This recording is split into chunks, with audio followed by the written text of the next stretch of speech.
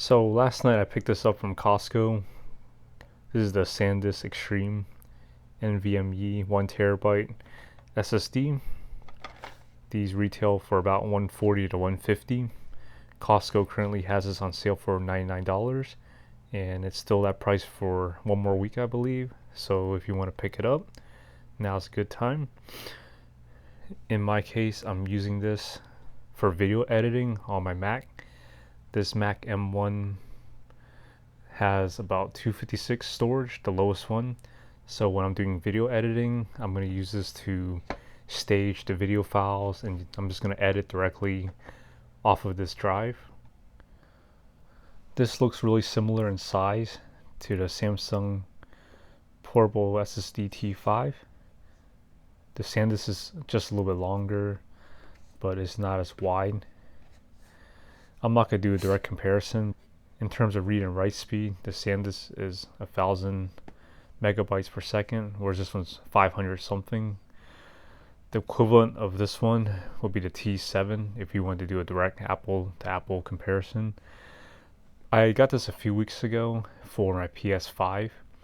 Based on my research that I've done online, there seems to be some sort of transfer cap. So I didn't want to spend the extra money for the 1,000 megabytes per second if it was going to be capped or limited by the PS5. And so far this has been working really well. I've been using it to store mostly PS4 games so that I don't have to take up the system drive on the PS5. I think this would have been overkill. Also at the time this one was not on sale, but had that been the case a few weeks later, I probably would have just got two of these. But these are both really good options for different things. I wouldn't mind buying this again. I would recommend it for the PS5. And if you're doing video editing, I would look into this SanDisk.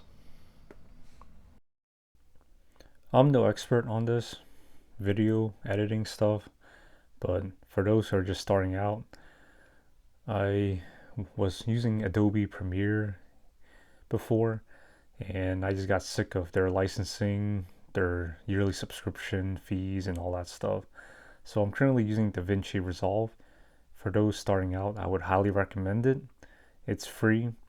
In terms of how the timeline, sequence, and everything works, is very similar to Adobe Premiere.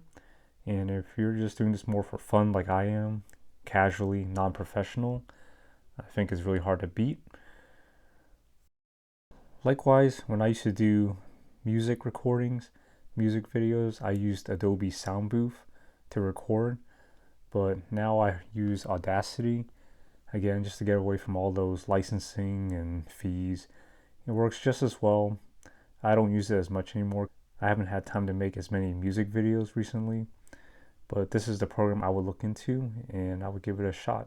They have quite similar features to Adobe Sound Booth, so play with that and try it out.